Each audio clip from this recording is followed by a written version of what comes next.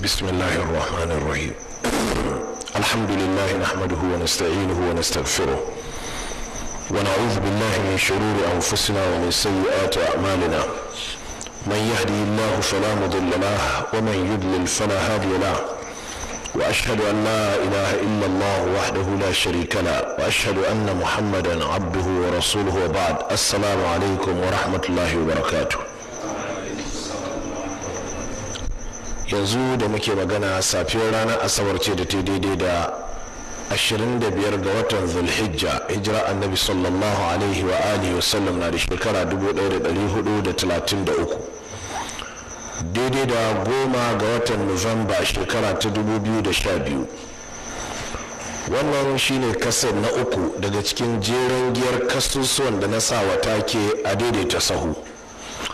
karatu ne nake wa kai tsaye daga ainihin cikin littafin umdatul ahkamil kubra wallafar al-imamu abdul ghani ibn abdul wahid al-maqdisi al-jama'ili Allah madaukakin sarki ya gafarta mishi.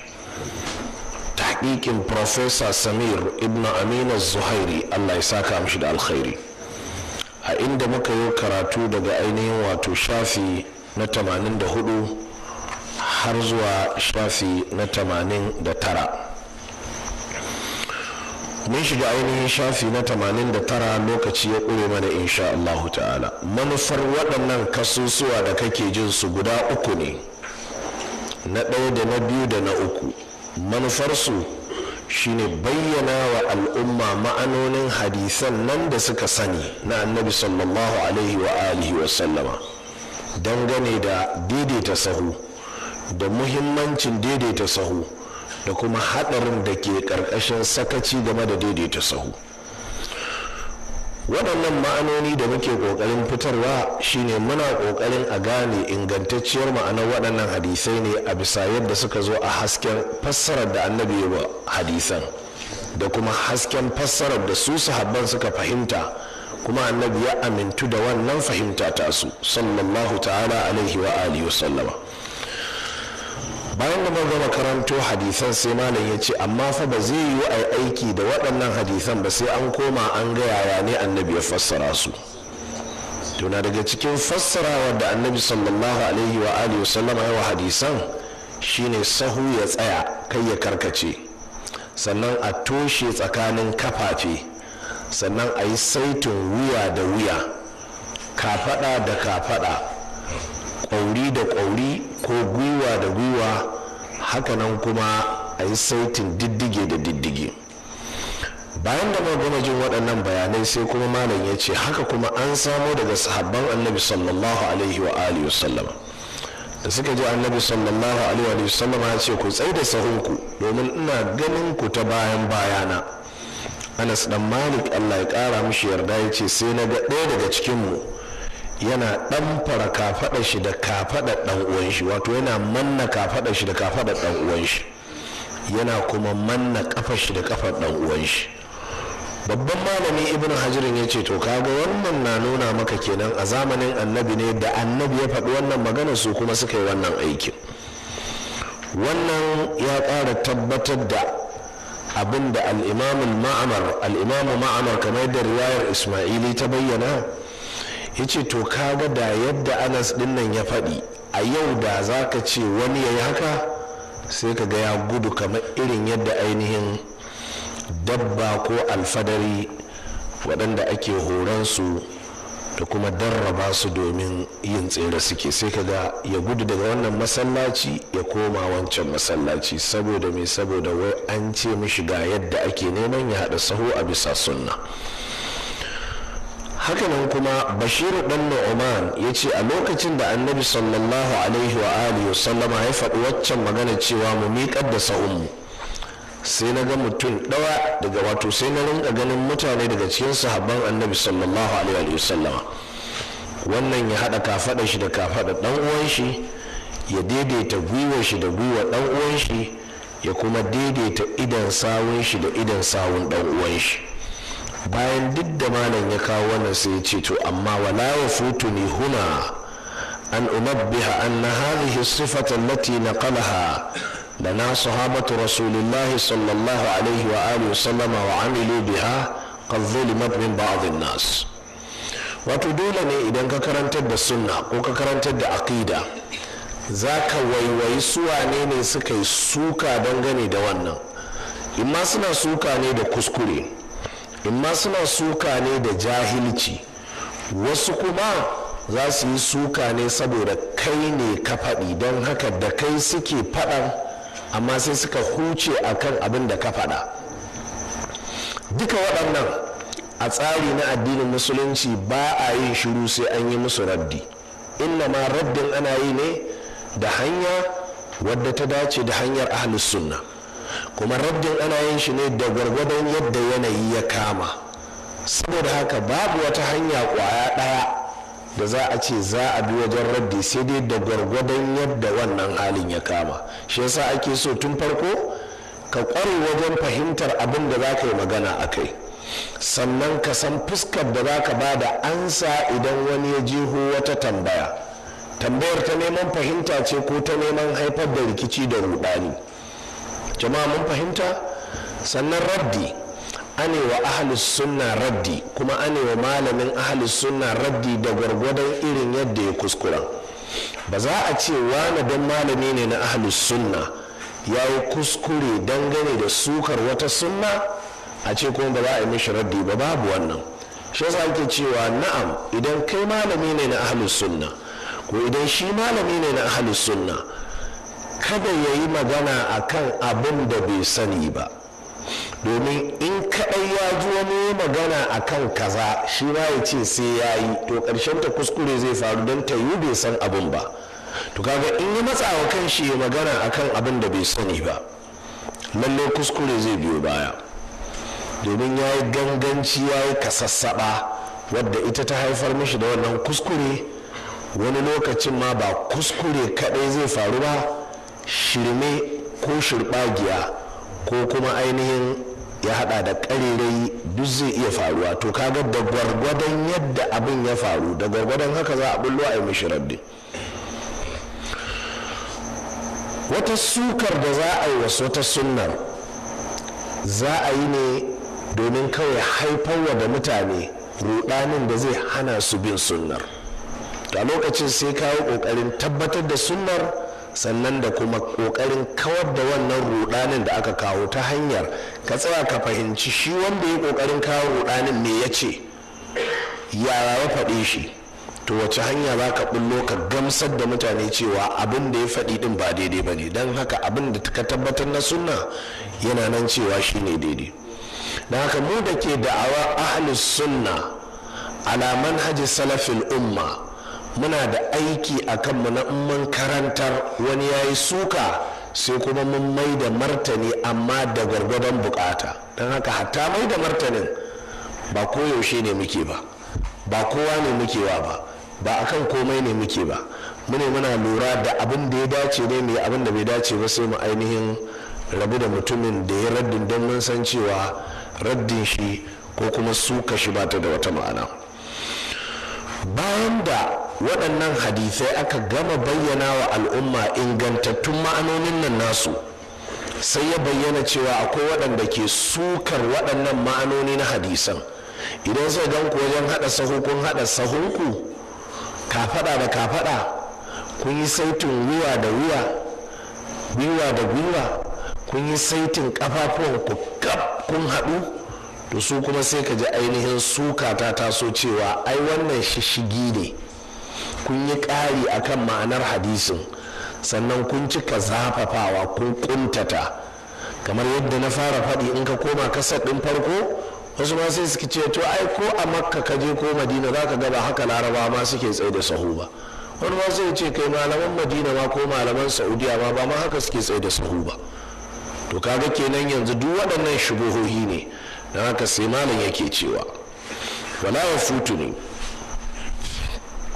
kuna an unabbiha, amma ba magana ce da ta kamata a nan ta kubuce mana, wato bai kamata in yi sakacin rashin faɗin wannan magana ba. an unabbiha anna hadhihi sifa, ina son in faɗakar a nan cewa wannan siffa allati naqalaha lana sahabatu rasulillah sallallahu alaihi wa sallam, wannan siffa ta hada sahu da sahabbai suka dauko mana wa amilu biha kuma suka yi aiki da ita qad zulimat min ba'd an-nas an samu wasu mutane sun ci zalunta sun zalunce ta sun yi mata mummunar fahimta wa za'amu wai suka riya cewa anna hadhihi sifata laysat min as-sunnah wannan siffa ta hada sahu da sahabbai suka faɗi ba ta daga cikin sunna wal jawabu ala haula'i min absat ma yumkin malan yace mafi saukin hanyar da za a bai waɗannan amsa a ce لأن هذه الصفة كان عمل بها على عهد النبي صلى الله عليه وسلم من الصحابة رضوان الله عليه ya wannan siffar da kuka ce ba sunna ba ce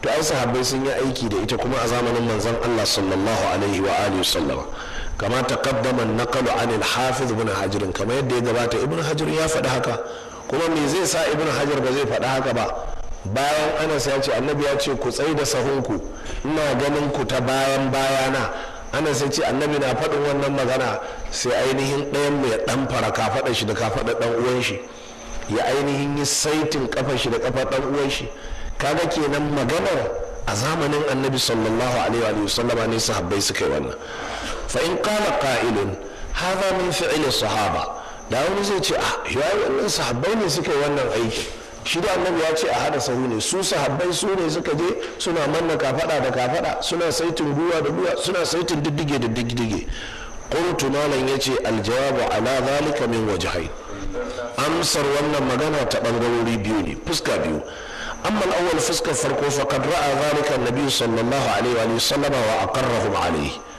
amsa farko da ita ce yo ai annabi sallallahu alaihi wa sallama ya ga wannan aikin na sahabbai kuma ya tabbatar da su akai alaysa huwa al-qa'il fi awwal hadith Anas shin ba annabi ne a farkon hadisin Anas din can yake cewa aqimu sufufakum ku tsai da sahunku wa tarasu kuma ku daidaitu fa inni arakum min wara'i zahri ina ganin ku ta bayan bayana ba shin ba annabi yake faɗin haka ba na'am annabi yake faɗin haka bala annabi ne yake faɗin haka rawahu al-bukhari ya rawaito wannan to tunda a farkon hadisin ga abin da Anas ya faɗi a ƙarshe Anas ya ce fara'aitu ko kuma wa kana ahaduna sai ɗaya daga cikin mu sai kaga ya ɗauka faɗa shi ya haɗa da ta ɗan uwan shi da jin wannan maganar kaga kenan ashe yana faɗin magana yana cewa ina ganin ku ta bayan bayana kuma sai suka rinka manna kafaɗinsu da juna suna manna kafafuwansu suna saitin goyoyinsu da wuyayensu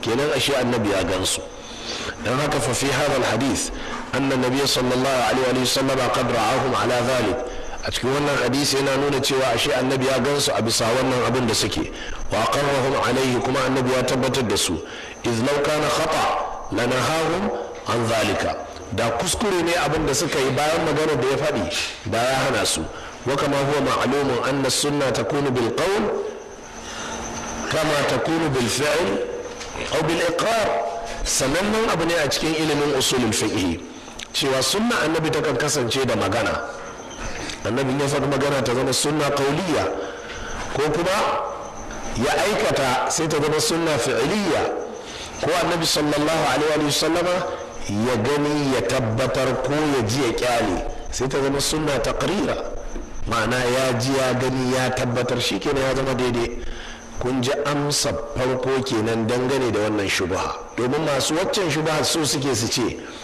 na daya wannan aikin sahabbai ne suka kaga wa kansu ba annabi ne ya ce su yi ba kun ji shubhar kenan sai aka ce lallai sahabbai ne suka aikata amma kuma da umarnin da annabi ya basu suka aikata kuma annabi ya kyale su ashe ya fahimci umarnin shi abin da yake so su aikata kenan jama'a kun fahimci wannan to shubha ta biyu kuma ita kuma tana komawa ne kan mala ya ce wa amma sani fa huwa ittifaqul jami' anna sahabata ridwanullahi alaihim dukkanin mu al'umman musulmi kaf din mu mun haɗu akan cewa su sahabbai afhamu wa a'lamu bi murad rasulillahi sallallahu alaihi wa sallam min ghairihim mimman ata ba'dahu kowa ya yarda cewa sahabbai sun fi kowa fahimta sun fi kowa ilimi sun fi kowa ganewa da iya riskar abin da manzon Allah yake nufi da maganganun shi fiye da duk wani wanda ya zo a bayansu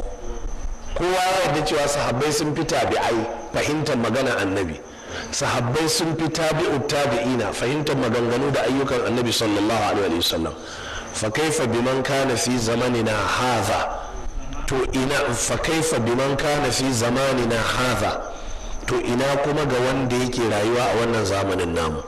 Ma'ana in ya zama sahabbai sun fi tabi'ai fahimtar karatu da annabi ya karantar, shin ba za mu yadda a yanzu mu sahabbai sun fi mu fahimtar karatun annabi ba? yosu waye mu waɗanda suka zo bayan su ma dab da dab almajiransu ba su kai fahimtar su ba. Ma'ana fahimtar na raguwa ne fa da gwargwadon yadda zamani ya yi nisa. Shi yasa kaga a waɗannan zamuna gaba ɗaya duniya ta zama lost, an ɓace ne daga kan fahimta na haka sai aka ce to kai ajiye fahimtarka ni ma in ajatawa, kowa ya ajata shi, tunda dai duk wata fahimta da sahabbai suka yi wa wata aya ko wani hadisi an ruwaito, aje a karanta me suka fahimta kawai a faɗa mutanen zamanin nan yanzu a tsaya a haka. Jama'a wannan ita ce da'awarmu, don haka mu ba muna kiran ku ne zuwa ga ƙur'ani da hadisi ba kaɗai mu ce muku ku bi ƙur'ani da hadisi kaɗai, ba wannan ce da'awarmu ba ko kaɗan. mu da'awarmu ita ce ku bi alƙur'ani da sunna a bisa fahimtar sahabbai. shi yasa ake ce mana salafu, kuma mun yarda da wannan suna kuma madalla da shi. Shi yasa ake ce mana 'yan salafiya, kuma mun yadda da wannan suna madalla, ba aibi ba ne, ko kaɗan baka yi aibi ba. In ka ce su albani 'yan salafiya ya yi daidai, in ma baka faɗa ka ba shi ne ka tafka kuskure. Ku fahimci wannan da kyau, don haka ba zagi ba ne, ba aibi ba ne, a adres ne wanda yake bambanta mu da da'awarmu da waɗanda ke lahaja suke sa ko ina suna jawabi cewa su suna aiki da ƙur'ani ne da hadisi sai su yi shuru. To mu kam in muka ce ƙur'ani da hadisi sai mun ce da fahimtar salaf. Don haka muna inkarin duk wata fahimta da kai za ka karanta wata aya ka fitar, ko wata fahimta da kai za ka karanta wani hadisi ka fitar. Lazimi ce ka ɗauko wannan ayar wannan hadisin, to menene malaman farko suka fahimta ka faɗa mutane kawai shi kenan. Amma magana cewa kai da taka fahimtar, in ya zama zamanin tabi'ai ba su da fahimta irin ta sahabbai, tabi'i na fahimtar su bata kai irin ta tabi'ai ba, haka aka yi ta tahowa, kenan abin yana ta raguwa to har za a waye gari ya yoɗe, ya bi cikin rudani da hayaniyar da ta faru da gugun tsumi da ya faru na kungiyoyi da ɗariku. To don haka sai aka ce a'a, yanzu wannan ayar da ka ɗauko ka fassara menene annabi ya ce game da ita sallallahu alaihi wasallam? Wannan hadisin da ka fassara yaya sahabbai suka fahimce shi? don haka kun ga hadisan yanzu, waɗannan hadisan ne da kuke ta karanta a Bukhari da Muslim da Abu Dawuda da Tirmidhi da Nasa'i, waɗannan hadisan ne da kuke buɗe Bulugul Maram kuke karantawa a Riyadus Salihina. Amma yanzu abin da muke cewa yaya sahabbai suka karanta su suka fahimce su? To wannan fahimtar ta sahabbai to ita ce kawai ma'anar da take daidai akan hadisan. Na haka idan kuka zo kuka haɗa sahu yatsa da yatsa, to har yanzu ba ku haɗa sahun da shari'a ta ce ba. Sai kun ainihin haɗa sahu kafaɗa da kafaɗa, wuyayenku sun yi saiti da na juna, digadiganku da idanuwan ƙafafuwanku sun haɗu da juna, ƙwaurukanku da gwiwoyinku sun tashi sun yi saiti da na juna. Haka za ku yi a raka'a farko, haka za ku yi a ta biyu, haka za ku yi a ta uku, haka za a yi a sahun maza, haka za a yi a na mata, haka za a yi a ko'ina. Sallar gawa haka za a yi, sallar roƙon ruwa haka za a yi, sallar idi haka za a yi, shafa'i da wuturi haka za a yi. Duk sallar da ta fara daga mafi ƙarancin mutum biyu har zuwa illa yadda Allah ya so.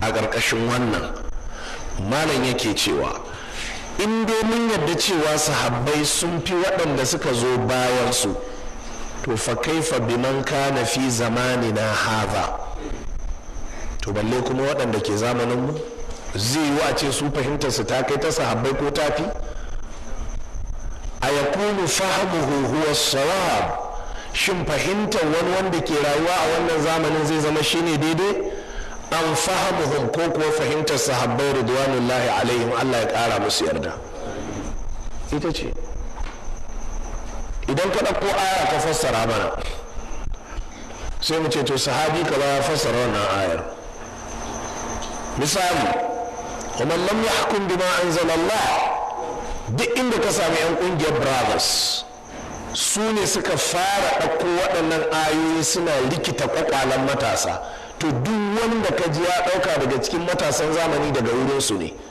wanda duk bai hukunci da abin da Allah ya saukar ba fa ulaika humul kafiruna fa ulaika humul zalimuna fa ulaika humul fasiquna shin kai tsaye za a kafirta duk wani wanda ya hukunci ba da abin da Allah ya saukar ba sahabbai sai suka ce akwai tafsili yanzu da ka samu wani matashi ka ce akwai tafsili sahabbai sun ce akwai bayanai dalla dalla sai ce shi ba ruwan shi da wani bayani a jefar da duk wani bayani Allah ya ce wanda duk bai hukunci da abin da Allah ya saukar ba ya zama kafiri shikenan sanda yake faɗin haka shi yana nufin ɗan siyasa kaza da alkali kaza da ɗan sanda kaza da soja kaza da ɗan boko kaza da ma'aikacin gwamnati kaza in ka zo jikin shi ka duba shi ma sai ka ga a cikin jikin shi da rayuwar shi akwai abubuwan da yana hukunci da su ba Allah ya saukar ba in ka ɗora mishi aya kuma fa tunda an ce mai akwai bayani ya ce ba ruwan shi da wani bayani kawai doron ayar ne ya fahimta shi ga abin da ya fahimta idan kun gane wannan da kyau jama'a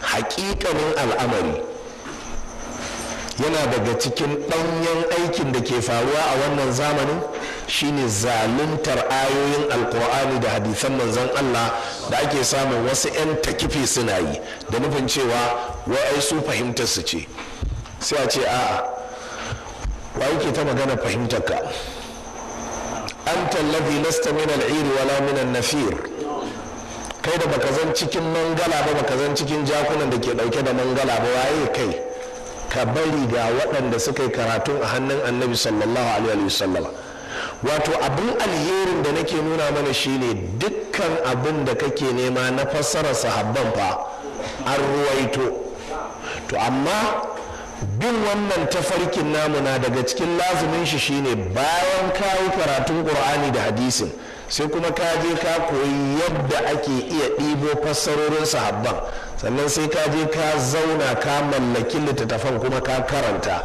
kuma ka iya tacewa to sai wani ya ga shi yanzu yana so zai wa'azi da riyadu salihin an yi sallan magariba yaushe zai tsaya wannan aiki kawai ba zai gawa mutane kawai shi abin da larabcin ya hukunta mishi amma za ku ga a ƙarƙashin wannan tsarin idan da za a yadda a bi shi za ku ga waɗannan 'yan takifan malumma da suka yi yawa to za ku ga sun rahu don ba kowa ne ya iya karatun larabcin riyadu salihina kuma ya iya binciko waɗannan fassarorin nasa habbai ba to in ya kasa shi kenan sai a ce to kaga baka cancanta ba kenan haka shi kenan ajiye saboda haka kaga madadin ya zo ya karanta wa mutane da tashi fassarar ya zagi wanda zai zaga ya saka wanda zai saka a wuta da tashi fassarar to kaga an huta da sharrin shi sai je ya zauna to amma in aka bude kofa a ya kai ma malami ne baka iya rabu salihu ba tashi da Allah kai wa'azi zo kai mana wa'azi da Allah shikenan da haka sai ka ji kowane dan magyazo ya rike lasifika yana ta karaji me yasa saboda ayoyin ne zai fassara su da larabci hadisan ne zai fassara su da larabci amma fahimtar sahabbai fa ba shi da ilimin da zai iya zuwa ya binciko to tunda ba shi da wannan shikenan da haka sai gina mutane akan nashi ra'ayi daga ƙarshe har sai ka ga irin waɗannan wai kowa ya naɗa kanshi shine babban malami a zamanin shi wanda in ya faɗi wata magana wani ya faɗi akasinta wai sai ce ya yi saɓanin malamai ne wai kaji har shi ya ɗauki kanshi malami don haka ya yi magana ne wani malami ma ya saɓa mishi jama'a kun fahimci wannan malam yake cewa haza su'alun natruku jawabahu lil mukhalif wannan tambaya ce muka je hota amma za mu ba ansa ta ga duk wanda ya saba wa magana shin ka yadda sahabbai sun fi ka fahimta ko kai ka fi su fahimta? tambaya ce muke maka, kai da baka yadda a ɗora mutane akan fahimtar sahabbai ba, kai da baka yadda abin da sahabbai suka ce game da duk wata aya da hadisi ba, da kai da sahabbai waye fi karatu, waye fi ilimi, waye fi fahimta, waye fi tsarki, waye fi tsoron Allah, waye fi gogewa, wane ne malamin shi ake mai wahayi kuma ya yarda da karatun shi, da kai da sahabbai. idan ka ce kai kafi su shikenan magana ta kare, kafi su to magana ta kare, me za mu ce kuma kafi sahabbai. to amma mu a wurin mu ba wanda zai faɗi haka sai ɗan ta kife ko wanda yake da motsuwar kai. idan ku ka yadda cewa sahabbai sun fi ka ilimi da fahimta da ganewa da daraja da albarka saboda su a gaban annabi suka kyankyasu, annabi shi an malamin su kuma ya ji ya ga abin da suka yi ya kyale su, abin duk da ba daidai ba baya barin su akai, kenan duk abin da sahabbai suka tsira da shi suka kawo duniya to shine daidai. to anan sai mu ce to tunda ka yarda sahabbai sun fi ka to ga fasarar da suka yi sai ka bar taka sai ka rike tasu. jama'a kun fahimta?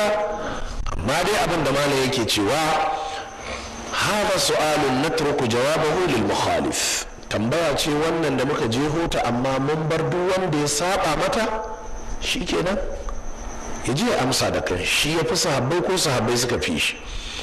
هذا وقد ترجم البخاري للباب بقوله باب إلزاق المنكب بالمنكب والقدم بالقدم في الصف. malam yace to kaji wannan kenan, ka sani da cewa Imam Bukhari da ya zo kawo waɗannan hadisan fa sai ya ce babu ilzaqil mankibi bil mankibi, babin da ke bayani akan ɗan fara kafada da kafada, wal qadami bil qadam, kafa da kafa, diddige da diddige fi saffi. haka Bukhari ya kulla babu, da ya tashi kuma sai ya kawo waɗancan hadisan don ya nuna maka ashe asali kamar yadda malamai masana suka ce fiqhul Bukhari fi tarajim, fahimtar da Bukhari yake wa hadisai fahimta ce yake sawa ya kulla babi da ita. don haka babin da kaga Bukhari ya kulla ko to haka ya fahimci hadisan, ma'ana shi kanshi Bukhari a matsayin shi na wani bijimin malamin sunna da fiqhu da hadisi, abin da ya fahimta daga waɗannan hadisai shine in an zo kafaɗa da kafaɗa za a haɗa sannan diddigen kafa da diddigen kafa. Professor Samir sai ce thumma ra'aytu shaykhana muhaddith al-asr al-albani rahimahullah qad radda ala hadha al-mukhalif. yace ina nan daga baya kuma sai na ga babban malamin hadisin wannan zamani al-sheikh Muhammad Nasiruddin al-Albani Allah ya ji kanshi, ashe ma yayi raddi ga irin wannan mutumi da yake sukar irin wannan hada sahu. faqala fi silsilati al-ahadith as-sahiha, malam Muhammad Nasiruddin al-Albani ya faɗi a cikin littafin silsilatul ahadith as-sahiha a cikin mujalladi na 6 shafi na 77 yace wa qad ankara ba'd al-katibin fi al-asr al-hadir hadha al-ilzaq. kaga wannan irin hada kafa da kafa da hada kafada da kafada, saitun wuya da wuya, to an samu wani daga cikin marubuta 'yan zamani 'yan bana bakwai sun yi inkari. bai kira shi malami ba don bai kamata ya kira shi malami ba, don ga sunan su kazallaha sun cika Najeriya a makarantun islamiyya, sai ga malamin islamiyya yana rawar kafa wai zai rubuta littafi akan tajwidi, wai zai rubuta littafi akan hadisi, ya matsa wai a ce katibi ne shi, wai ya rubuta littafi. sai ka je ka ga menene ya rubuta. wani dan birkaniya ne jama'a, nan ya gama ya bukataccen diploma shi a nan Amir fa, ya rubuta littafi akan education, ya kawo mana ne nan wai ko za a siya a karantar da yara, ko yana ganin mu ustazai da zabga zabgange mu na ya dauka nan duk shi nan Amir fa.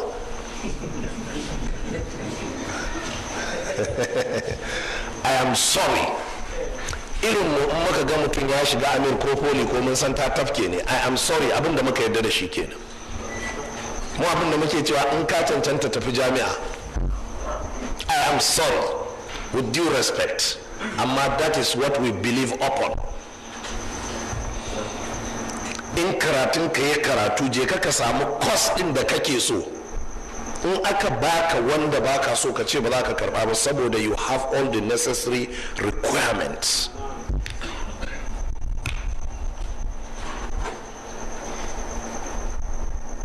Zan karɓi kofi ɗaya na ciki, shafin farko da na duba sai na ga kuskuren turanci, na ce ka ga mashirmanci. Duk wani yana daga cikin rawa kafa jama'a.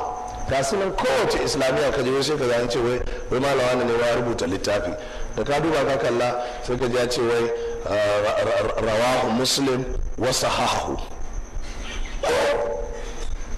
Ba taɓa samun wannan ba. Wannan is not even a technical or a typographical error.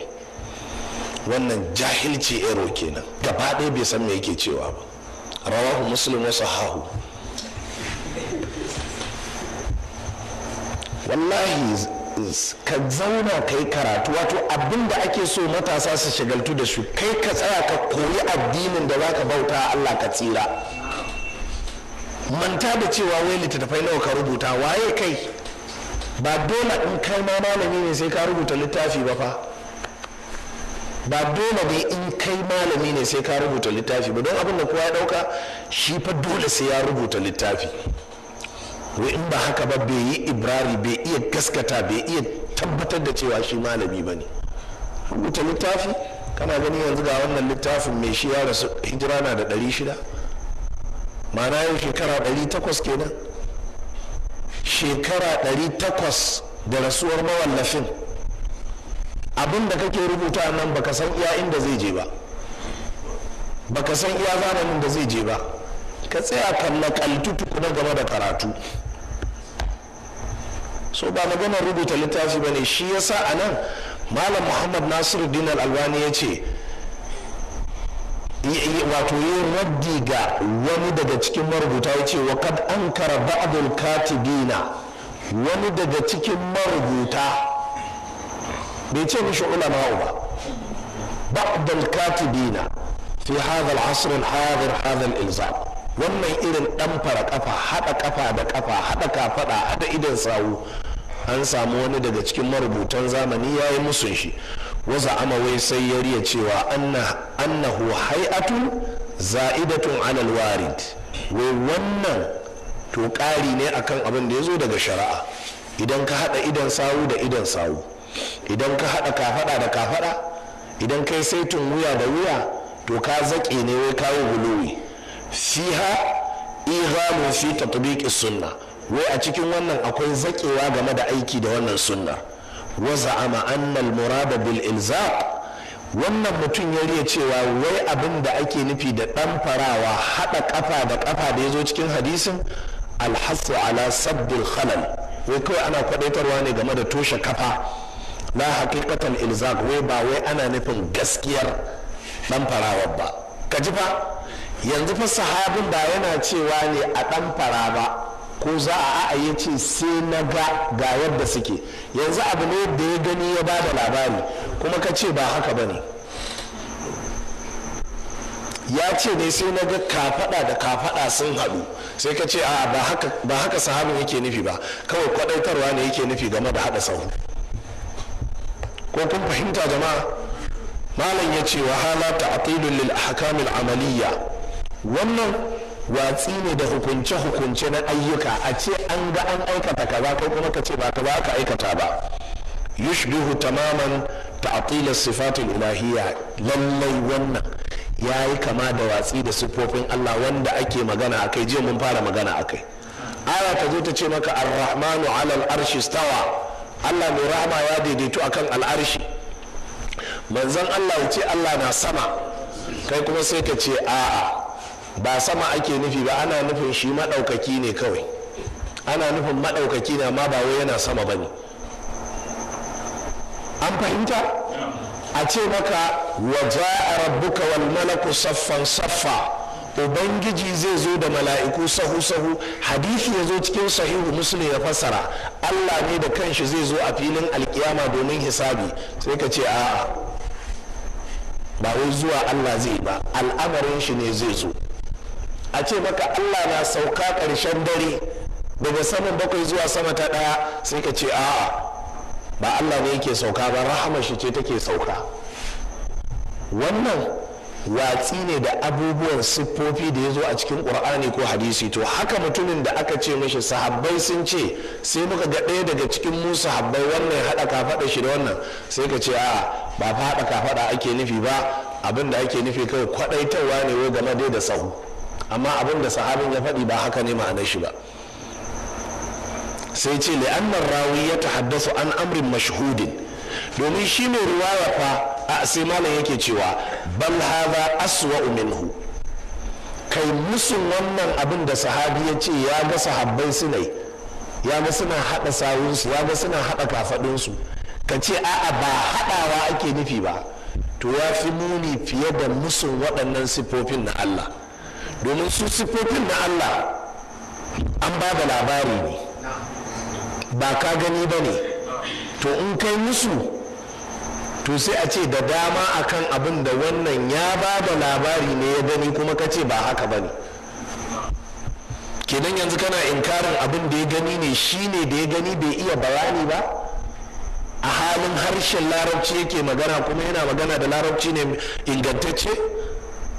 don haka sai malam ya ce to musun cewa sahabbai ba haɗa sahu suke da kafaɗu ba ya ma fi muni wajen musun cewa Allah ba a sama ike ba, Allah baya sauka, Allah ba zai zo ba, Allah bai da.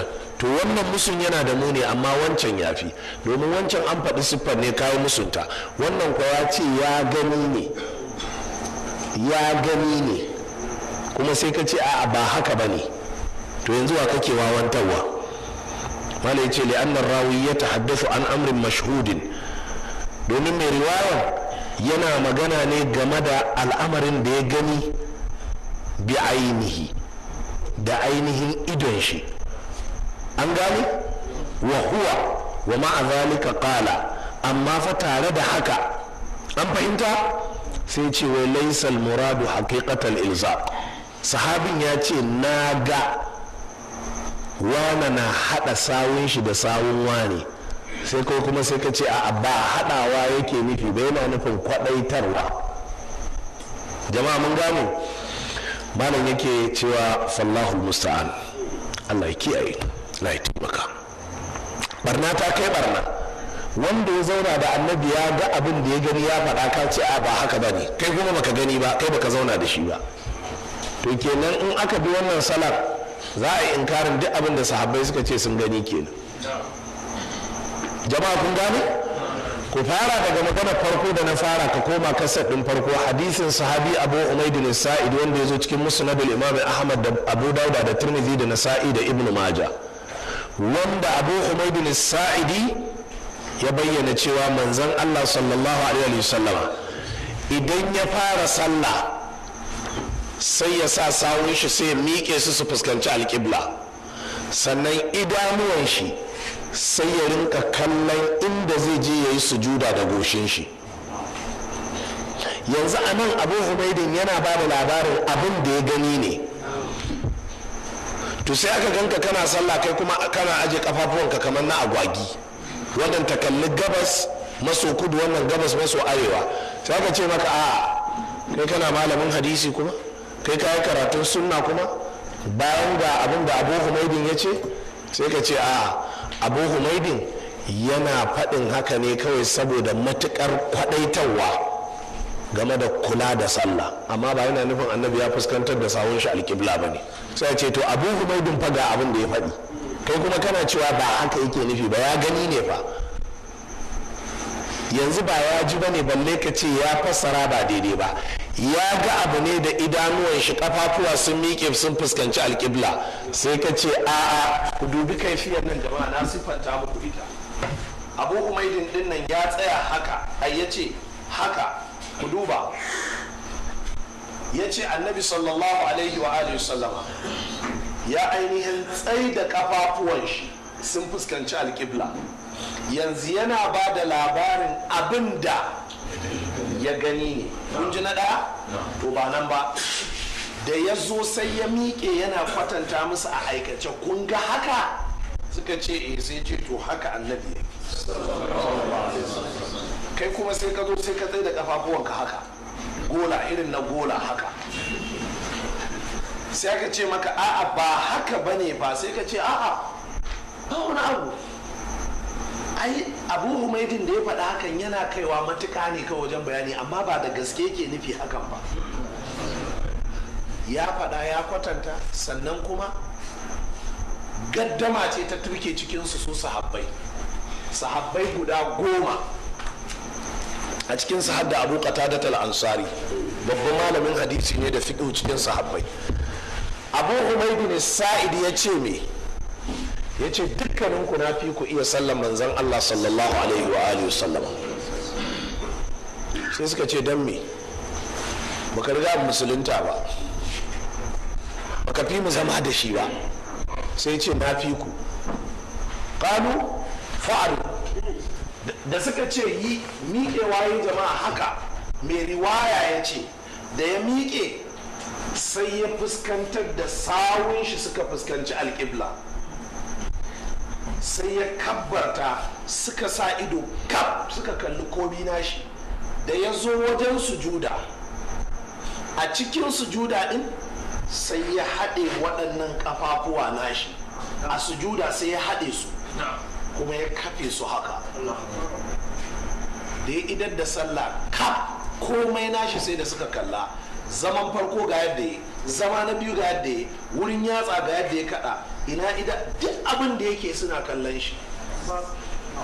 Da ya gama sai ya ce yaya, sai suka ce sadakta, haka za ka na rasulullahi sallallahu alaihi wasallam. Kai gaskiya haka manzon Allah sallallahu alaihi wasallama yake yin sallah. Duk wannan bayanin da sahabbai suka ɗauko keke da keke, sai ga mutum ya zo sallah in ya saba wai saboda shi malami ne, wai saboda shi ya iya hadisi, wai saboda shi ya yi karatu wuri kaza, wai saboda shi kaza. Madadin ya ce gaskiya abin da kaga ina yi ba daidai ba ne, kawai ya zauna lafiya. A in ya tashi kawai sai ya ce wai ai sam wannan abin da sahabban suka faɗi ba shine daidai ba, abin da shi ya shine daidai. To sa'an nan kamar yadda na faɗa mana tun a karatun da ya gabata na farko, shubuha mafi ƙarfi da suke hujja da ita, sai mutum ya ce ya je aikin hajji, ya je ya ga laraba ba haka suke ba.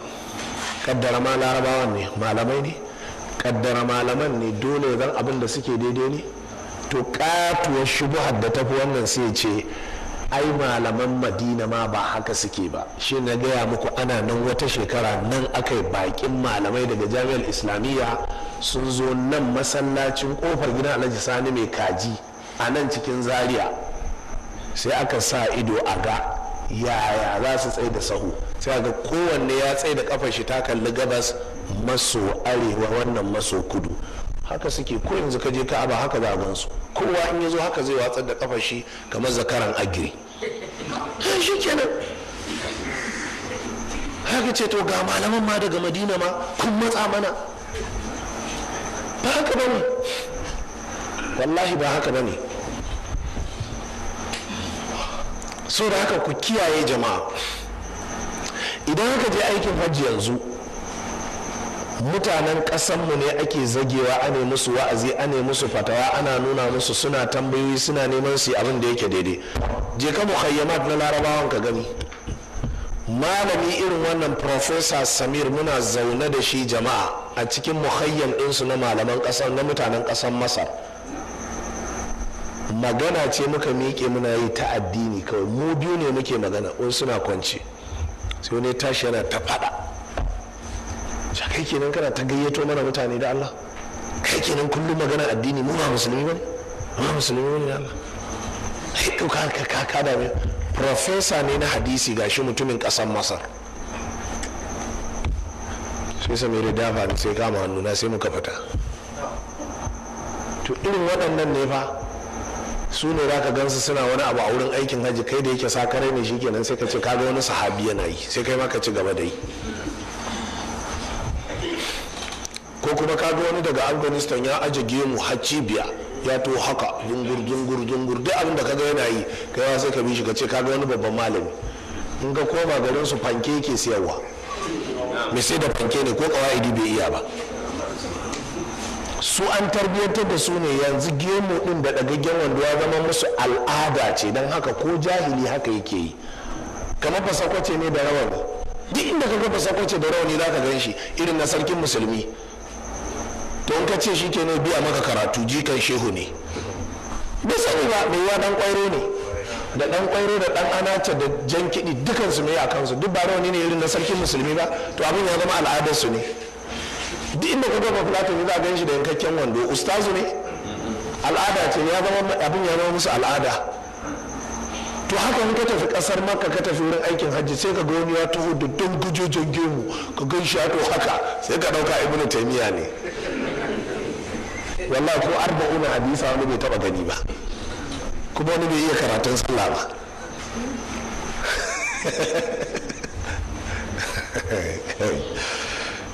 Allah kiyaye.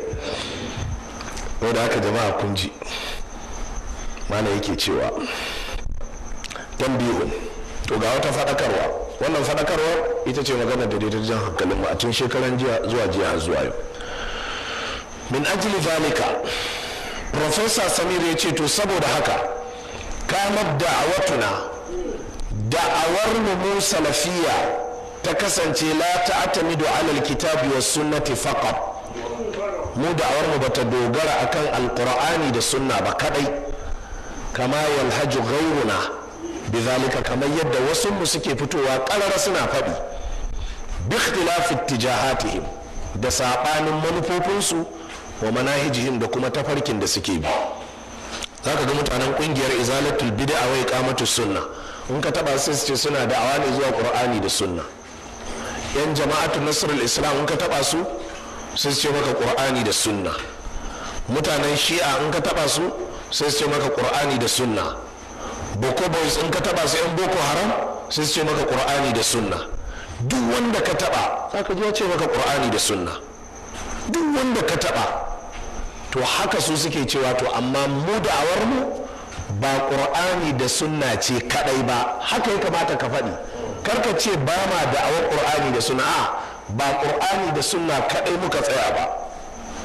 wa innamal kitabu was sunna wa ala fahmi salaf salih. sai dai mu da'awar mu muna kira ne zuwa ga qur'ani da sunna, amma shi ƙur'anin da ita sunnar a fassara su da fahimtar magabata na ƙwarai.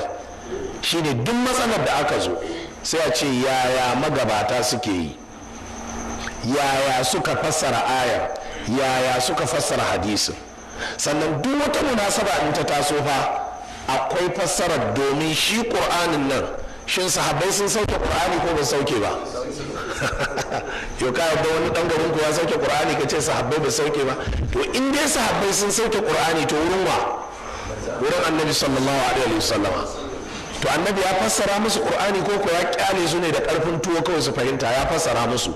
wannan fassarar da ya musu kuma su kuma sun karantar da ita, su ne aka samu manyan malaman duniya suka bi suka ruwaito. to abin da muke so duk ayar da ka kawo mana ka ce mana ga fassarar da sahabbai suka yi mata.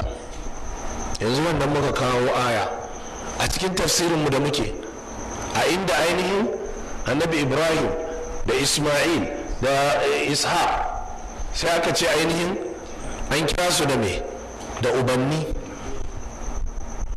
ulu amanna billah kafin wannan ayar. ma ta'buduna min ba'di am kuntum shuhada idh hadara yaqub al-maut idh qala li banihi ma ta'buduna min ba'di قالوا نعبد إلهك وإله آبائك إبراهيم وإسماعيل وإسحاق إلها واحدا ونحن له مسلمون. annabi yakubu ya tara 'ya'yan shi, to ina mutu 'ya'yana wa za ku bauta, me za ku bauta? suka ce allanka da allan ubanninka iyayenka ibrahim da isma'ila da ishaqa, allah guda ɗaya shi za bauta, ko mu musulmi ne. yanzu a nan an kira kaka da uba, a nan an kira kawu da uba, sannan kuma sai uba mahaifi din. sai muka ce sai abubakar ya fassara wannan aya akan cewa kaka matsayin shi ɗaya da uba. muka ta kawo muku dalilai da suka tabbatar da haka. shine abin da ake nufi. in ka kawo aya sai ka ce ga abin da wani sahabi ya fassara ta. don haka ibnu kasirin da yake yana daga cikin mutaakhiril mufassirina, yana daga cikin malamai waɗanda suka zo daga baya malaman tafsiri, sai ya biya rinka tattaro waɗannan fassarorin na ainihin sahabbai da tabi'ai yana kawo maka, sai ka ji ya ce malam Dhahaku ya ce kaza, malam Mujahid ya ce kaza, malam kaza. Imam Suyuti ya rubuta babban littafi wanda ya wannan aikin. Kadai littafin yana buƙatar a mai aiki ne don a tace shi, shine ad-durrul mansur fi tafsir bil ma'sur. Samu wannan tafsirin, samu tafsirin Ibn Jarir al-Tabari, samu kuma tafsirin al-Imam Abu Abdurrahman Ibn Abi Hatim al-Razi. Waɗannan tafsirai zaka ga suna ba da muhimmanci game da aya kaza, me annabi ya ce, me sahabbai suka ce. To don haka mu jama'a kun ji da'awar mu, shine malam yake cewa تنبيه من أجل ذلك كانت دعوتنا لا تعتمد على الكتاب والسنة فقط. saboda tsoron irin waɗannan kurakuran da waɗancan suka faɗa ko to mu da'awanmu bata dogara akan Qur'ani da sunna ba kadai, kama yalhaju ghayruna bidhalika, kamar yadda waɗansu mu suke fitowa suna furta haka bi ikhtilafi ittijahatihim wa manahijihim, da sabanin irin manufofinsu da kuma kungiyoyinsu. Duk wanda ka samu yanzu ka samu yana ce maka shi Qur'ani da sunna, shi Qur'ani da hadisi, amma mu kuma muna cewa Qur'ani da hadisi wa ala manhaji salafus salih. To dan haka tun farko lokacin da muka taso muna da'awa, mutanen kungiyar izala sai suka dauka da ni da makamantana wai cikin kungiyar muke fita muka a'a, ko daya ni ban taba shiga kungiyar izala ba, ko daya. don haka duk wani dan izala da duk wani malamin izala da duk wani mai saurare ma da yake tunanin wannan fada dan kungiyar izala ne fita yi, a'a, suna tasu da'awar ina yin tawa, sai dai akwai abubuwan da suke kama da juna, kuma a lokacin ba a kai a faɗaka ba. Su ne irin wannan tintini suna cewa Qur'ani da sunna, ni ma ina cewa Qur'ani da sunna, amma a bisa fahimtar salaf. Sai ana cewa shi ya balle daga izala ne ya je ya kafa tashi, ha ko da ba ballewa ba ne, dama haka ne, sai dai wannan abin ne mutane ba su ba da hankali sun lura ba. Amma da'awar ba tare muka fara ba, kowa yana tashi ne. Sannan ni ba da wata kungiya nake ba, ba tare muke da wasu jama'a ba, ni kadai nake da'awata. don haka su tsana, waɗannan 'yan dariƙa su tsana, waɗannan 'yan shi'a su tsana, yanzu kuma waɗannan 'yan boko boy su tsana. Me yasa? saboda kowannensu ya ce ƙur'ani da sunna, to yaya wane kuma shi kuma zai saba a wajen kaza? a tun farko ne sabanin baka fahimta ba. Tun farko da na ce wa alaman haji salafin umma, to ina nufin da'awar ba iri ɗaya ba ce, sai dai a zahiri za a ji kamar ta yi kama, amma ba iri ɗaya ba ce ko kaɗan. kai kana cewa ne ƙur'ani da sunna in ka ja su ka fassara shi kenan da fassara ka, ni kuma na cewa ƙur'ani da sunna in na jawo su ni ma sai in kauce sai in ce ina sahabbai mai kuka fassara, ina annabi mai ka fassara wannan ayar. shine bambancin. don haka ku kiyaye, da'awar ba iri ɗaya ba ce da ta 'yan brothers, ba iri ɗaya ba ce da ta 'yan ɗariƙa, ba iri ɗaya ce da ta 'yan shi'a ba iri ɗaya ba ce da ta 'yan boko haram, ba iri ɗaya ce da ta 'yan brothers ko 'yan umma ba. da'awar mu su albani muna kira ne zuwa da ƙur'ani da hadisi a bisa fahimtar salaf. wato ƙur'anin da za mu kira ka zuwa gare shi, mu ba za mu fassara da fahimtar mu ba, za mu ɗauko fahimtar magabata. to amma wannan abin fa ya tirsasa kuma dole sai mun je mun yi karatu, dole sai mun yi bincike kullum, domin kullum mu gano to aya kaza me magabatan suka faɗi. kaga waɗannan 'yan ƙungiyoyin kuwa kaf to babu wannan wajabcin a kansu. duk wanda ya ja ƙur'ani sai ya fassara da kanshi, duk wanda ya ja hadisi sai ya fassara, kuma in ya fassara ko ba buƙatar sai ya faɗi littafi ko ƙwaya ɗaya, domin ba inda ya ɗauko fassarar. mu kuwa dole sai mun ce a duba littafi kaza, a duba littafi kaza. kuma wannan maganar wallahi muna faɗin ta ne ba don mai alfahari da littafi ba, sai don haka ilimi ya gadar. ƙur'anin an san shi, hadisin an san shi, to amma ita fassarar da ka ɗauko fa ba a san daga ina take ba, tunda ba ta a ƙur'anin ba ta a hadisin, don ƙur'anin gundarin baƙi ne, hadisin gundarin baƙi ne. sai ka ce amma ga ma'anar, shi yasa sai ka ji an ce to shi kenan ko ba ka duba littafi kaza, duba littafi kaza. sai ka ce kuma muna alfahari da littafi, wallahi ba alfahari ne da littafi ba. a abin da muke cewa saba maka din da ka ji an yi a bisa taka fassara sai mu ce to duba littafi kaza ka ji dalilin mu kuma daga sahabi kaza a littafi kaza. kuma babu wata magana da muke faɗi na'am ina faɗin wannan da kaina wadda za mu ce a duba littafi kaza ya zama kawai cikon kaset ne. idan ka ji na ziraro littattafai 10 a lokaci guda wallahi tallahi daram dam ne abinda na faɗin na wallahi je ka duba. in baka gani ba a cikin littafin da na faɗi ka zo da naka wannan da na faɗi sunan shi za ka gana buɗo maka insha Allah. haddar tana nan shekaru 30 da suka wuce abin da na haddace ba wai zubewa ba har yau bai rawa ba. abin da na karanta kuma ko kaɗan ido na bai kauce akan abin ba. da na sa hannu za a gana zaro sai gana buɗo maka in ce gashi babu matsala.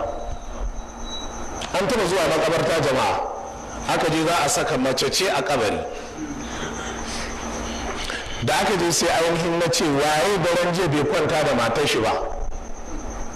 har wani shi ya yi karatu a misra mu ba mu taɓa jin wannan abin ba mu ba mu kaza ba. na ce keep quiet na ce kai mana shuru na ce waye jiya bai kwanta da matar shi ba a daren jiya wani ya ce gashi ne wani ya ce gashi ne na ce ku shiga ku saka ta. na ce jama'a haka annabi ya faɗi magana tana nan a cikin sahihul bukhari da littafin al-muhalla. wai shi ya dawo daga masar ne kwanan nan da karatu yana ganin shi ya zo waye shi yana ganin nan duk ya zo ne ya samu bushman ya samu mutanen banza gidadawa sai gashi ya ɗauko bukhari da al-muhalla ta ibnu hazmin ya zo ya same ni a wurin ɗinki. to gashi ya zo shi bai gani ba sai na ce to shi kenan sai na dubo mishi sai na nuna mai wannan sai na nuna mai nashi ne ya zo da su. to amma ai wannan abin kuma ba a san shi ba sai na ce a tashi ka bani guri. na faɗi magana kawo musu na faɗi littafi ka kawo na buɗo maka kuma ka ce ba a sani ba wannan kai ne a wurinka dalili. ba a sanin ba ne ni ne limamin gawar ni ne wa gawar sallah ni ne komai to kuma an je makabarta na ce a yi kaza ma'ana kenan sai iya abin da mutane suka sani shine za a faɗa musu. aka sake wata munasaba haka aka ɗauko gawa sai aka saka ta kwanta a hannun hagu ta kalli yamma. aka zo za a yi sallah sai na ce a'a a je a juya ta kwanta a hannun dama ta kalli gabas sai wani ya ce ai duk ɗaya ne sai na ce a'a ba ɗaya ba ne sai ya ce wani meye dalili na sai na ce a'a ni kan dalili na ai a sarari yake hadisi ne sahihi cikin littafin abu dauda da dara kutuni kai ne dalilin ka na cewa a sa gawa akasin haka wai duk ɗaya ne na ce a'a na ce da ilimi da jahilci duk ɗaya ne ana ce maka ga abin da annabi yake yi kana cewa a duk ɗaya ne aka ce da Allah kada ɓata lokaci na ce wallahi ba za a yi wa gawar sallah ba sai an ji an yi to na ce ku shiga da ita cikin zauren nan aje a juya ta ne sai ta fuskanci alƙiblar aka je aka sai zuciya sai ya tafi bai yi sallar ba muka ce oho sharrun wazar tafi Allah raka taki gona muka yi gawa sallah aka je aka saka ta a kabari sai aka je aka yi tabata sunana ya je ya kawo mana rudani ya ka je ne na kawo rudani wai gawar musulmi a je a sa ta kalli yamma wai kuma wani ne na kawo rudani shikenan sai shugaban kungiyar su sai zo ya same ni wata rana ya ce to wallahi shi bai taba ganin wannan magana ba ta cewa a fuskantar da gawa ta fuskanci alƙibla na ce ba taba gani ne kana shugaban kungiya kuma malami ne ma me ce sai na zaro littafi haka sai na nuna mishi na ce ka gani gashi a cikin ahkamul jana'iz amma abu dauda da dara kutuni so suka rawaito hadisi sai ce wallahi bai taba gani ba na ce to shine ɗaya daga cikin malaman ka yaso ya kawo rudani sannan kun je kuna ta zagi na a gari wannan shine laifin da albani ya fa shekaru 30 aka haife ka kai dan shekara 20 ka tashi kaji ana zagin albani ka tashi a ango ka ji ana zagin albani aka ce me yasa ce ya kawo rudani ya kawo sabon abu ya katta kenan fa ga waɗanda sai kawo rudani nan da sabon abu da gaske ake da an yi musu raddi ba shegen malamin da muka je ne musu raddi tun dan kai musu raddi za su je su harbe ka ashe wannan yana fassara nan gaba duk wanda zai yi da'awa in ya san zai zo da sabon abu to ya rike bindiga wani malami na saba ma sai ka bindige shi to sai sauran su yi shiru goban ka sake kawo sabuwa ba wanda zai musu ashe tun farko da aka tashi ana ta bata sunan mu ma da mun sa bindiga da kulki da wuka muna yanka su ta ƙayyada shi kenan. In shi ne kawai dalilin, shi ne kawai. In ba haka ba sai ka je ka samu an saka wa mutum ya ƙi jinin albani. Ta ƙi jinin albani me yasa? Wasu sai mun haɗu da su a wurin aikin hajji sai ce amma wai kai ne albani da muke je kai, amma mu ba haka ake ga an ce faɗa ne da ku dukan mutane ku kyau. Haka ba ga wanda sabo duka wani laifin shi ne ba, saboda ba mu shiga ƙungiyar kowa ba mu yi rijista da ɗariƙar kowa ba ku san tarihin irin mu bane, ba ma shiga ƙungiyar kowa ba ƙungiyar kowa na shiga na fita ba. Tun farko haka da'awar take, tun farko haka da'awar take. To amma wancan ya ce Qur'ani da hadisi, wancan ya ce Qur'ani da hadisi, mu mun ce Qur'ani da hadisi a bisa fahimtar salaf. Sai ce shi ma tare yake da su amma ya fita ne ya ji ya kafa tashi. Ba haka bane ko da tun tufi irin mu tarihi mu ba ma shiga kungiyar kowa ko ɗariƙa kowa, muna nan muna da'awar ne Qur'ani da sunna din amma a bisa fahimtar salaf.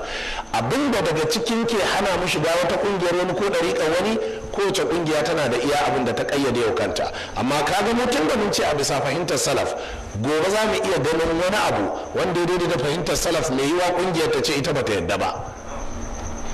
Jibi za mu iya ganin ga wani abu da ya dace mu ce wannan shi ne daidai da fahimtar salaf, sai da riƙa kaza sai ta ce bata yadda ba.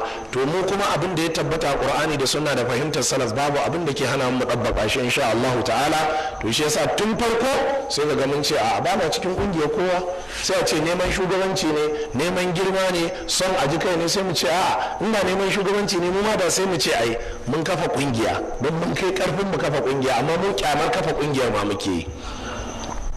Don haka jama'a ku ji wannan magana da kyau. Malam yake cewa da dukkan sabanin manufofinsu da sauran makamantansu za ka samu dai kowanne sai ka je na cewa shi dai ya dogara ne da Qur'ani da hadisi, wa innamal kitabu was sunna, amma mu dai madogaran mu ita ce Qur'ani da sunna, wa ala fahmi salafi salih, da kuma fahimtar magabata na kwarai. Bari dan muku kaɗan irin wannan fassarar misali. Yanzu kana karatun suratu Yusuf za ka ga dattijan arziki annabi Yaquba ya ce wa 'ya'yan shi la tadkhulu min babin wahidin wa dkhulu min abwabin mutafarriqa. yace ya ku 'ya'yana in kun je wannan gari kar ku shiga ta kofa daya, ku shiga ta kofofi mabambanta. Ƙarshe sai ya ce me, wa ma ughni ankum min Allah min shay'in, ba zan iya tsinana muku komai ba da Allah ya nufi ya same ku. To yanzu kaga ba zan iya tsinana muku komai ba da Allah ya nufi ya same ku. Menene wannan komai din? To kaga waɗanda suke Qur'ani da hadisi kawai ba bisa fassarar salaf ba sai su hauka mai kama muku sai mu ce al-Imam Mujahid da al-Imam Dahhak da Ikrimatu sun ce abin da yake jiye musu tsoro shine kambin baka. Ma'ana 'ya'ya ne zaratan 'ya'ya farare kyawawa, jikokin annabawa, 'ya'yan annabawa, tattaɓa kunnan annabawa. To waɗannan 'ya'ya in suka shiga gari ɗaya a lokaci guda ta ƙofa ɗaya, ido zai yi kansu.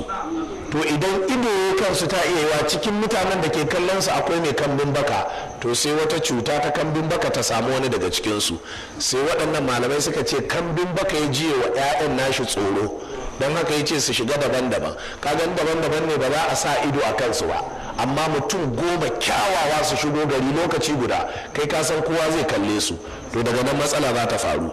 Sai waɗannan malamai sai suka ce fa innal aina haqqun, domin kambin baka gaskiya ne. Sai suka kawo hadisan annabi sallallahu alaihi wa sallam. To yanzu kaga fassarar da muka samu daga malaman salaf anan, annabi Yakuba ya ji wa 'ya'yan shi tsoron kambin baka ne, shi yasa ya ce musu kada su shiga gaba ɗayansu.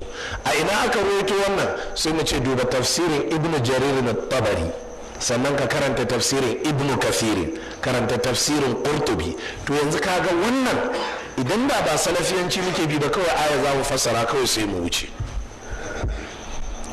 ko kun fahimta jama'a?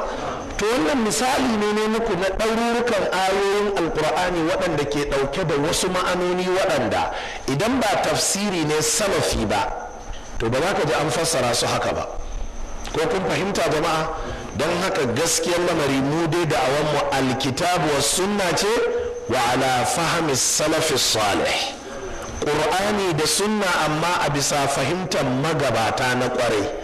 Kuma mu ba ƙungiya ba ne, kuma muna ƙyamar ƙungiyanci, kuma mu ba ɗariƙa ba ne, kuma muna ƙyamar ɗariƙanci. Na'am, je ka zauna ƙungiyarka amma kar kai ƙungiyanci. Na'am, je ka zauna ɗariƙarka amma kar kai ɗariƙanci. Me ake nufi da ƙungiyanci? Shine cewar duk wanda ba ɗan ƙungiyarka ba to ba zai shiga aljanna ba, saboda ka kafa ƙungiya. Abinda muke cewa in bukata ta kama ka kafa ƙungiya da kake wani aiki, sai ka fahimci cewa to kai kana ganin akwai bukata ne, shi yasa ka kafa ƙungiya.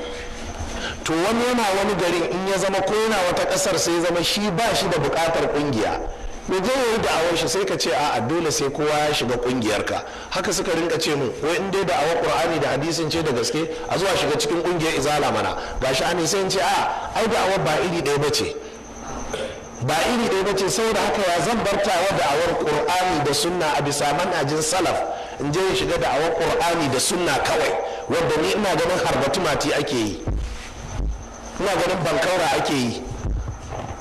Ko kun fahimta jama'a? To su kuma daga cikinsu matasan sun suka taso sai kawai matashi sai sha'awar shi ma salafi ne, sai ce to kaje ka ɗibo da awar albani, to sai a samu matsala. Na ɗaya ya yi sha'awar da'awar ne amma bai zo ya koya ya muke yi ba. Na biyu idan ya je kai musu cikin ƙungiyar sai ta ruɗe da rikici, sai a ce albani ne ya kawo mana rudani. A'a, da sai ya koya tukuna. Mu ma zuwa muka zauna muka koya a hannun waɗanda suka iyata, domin ita wannan da'awar jama'a ba wata ababa ce, ilmomin da annabi ya bawa sahabbai ne, to ba za ka taba iya su kawai don ka tara littafi ba. Kuma a wannan ƙasar tamu Najeriya muna da ƙarancin masananta, da haka sai ka shiga duniyar ilimi, ƙasashen Masar da Suriya da ƙasashen Hijaz wato Saudiya ta yanzu, ka je wurin malaman da suka iya ta, ka je ka koyo. Amma kawai da mujarradin ka samu littafi sai kai ma ka ce kai ma salafi ne. Waye koya maka salafiyancin? Methodology ne, ka iya shi? Baka iya ba. So ku kiyaye, don ka iya physics da chemistry da biology ba kawai zai mai da kai likita ba, sai ka je an koya maka likitanci. Amma fa likitancin duk inda zai kai ya komo a tsakankanin waɗannan ilmomin ne. Amma iya waɗannan ilmomin bai mai da kai medical doctor ba, sai ka je an koya maka yaya ake aikin likitancin a ƙarƙashin waɗannan ilmomin. To haka iya ƙur'aninka da hadisi bai mai da kai salafi ba, sai ka je an koya maka. A wannan munasabar ce jama'a zan karanto mana hadisin annabi sallallahu alaihi wa alihi sallama, wanda annabi yake cewa yahmilu hadha al-ilma min kulli khalafin uduluhu. Wannan ilimi da annabi ya kawo a kowane zamani, to adilai su ne za su je su koyi wannan ilimi a hannun waɗanda suka gabace su. Ma'ana kai ka je ka koya, shi ma wanda za ka koya a wurin shi ma ya koya ne, kai ma kuma ka je ka koyar, su ma waɗanda ka koyarwa su je su koyar. Kenan wannan ilimi da annabi ya bar wa al'umma ana zuwa ana koyan shi ne a wurin mutane, don haka da riwaya ilimin yake tafiya. Kai ka koya a koya a wurinka, kai ma su je su koyar. Haka shi yasa za ku ji kullum muna karanta sahihu muslim ko sahihu bukhari, yace akhbarana qutayba qala akhbarani kaza qala akhbarani fulanun qala akhbarani wani ya ga mu wani ya ga mu wani ya ga mu. A yanzu ko a cikin wannan rudanin da aka saka matasa a kai, kowa zuwa yake ya dauki littafi ya karanta. Waye ya koya maka littafin riyadus salihin, littafin bulughul maram waye koya maka, littafin al-muharrar, littafin umdatul ahkam, al-aqidatu at-tahawiyya waye koya maka, waye koya maka sahih al-bukhari, waye koya maka muslim? Ba wanda ya koya maka, kai ka dauka kake yi, dole a samu shirbaguwa. Amma in ya zama riwaya ne, ka je ka koya ne a wurin waɗanda suka iya, su ma sun je sun koya a wurin waɗanda, haka ba za a taɓa samun irin wannan ta'addancin da ake faruwa a ƙasar nan ba. Jama'a mun fahimta? Amma yanzu saboda kana son ka zama medical doctor, kai kuma yanzu kana ganin ba zai yi ka tafi jami'a ba zai yi, shikenan sai ka je ka samu physics, chemistry, biology, ka gama secondary, sai ka samu wani shago a gidanka kawai ka gyara ka ɗinka fararen kaya, shikenan ka zama me, ka zama doctor, shikenan sai ka fara operation, shikenan. abin da yanzu waɗannan matasan suke muku operation kenan. Ya je ya iya karatun qur'ani, ya iya riyadu salihin, ya iya kaza, shi kenan sai ce shi kenan ya zama malami, sai fara ta isdarin fatoyi manya-manyan maganganu waɗanda malaman muhajirai da ansarawa in ka aje su, in aka ce su tattauna wannan matsalar sai sun jinjina mata, shi sai ka ji shi fit ya yi fatawa a kai. Saboda me?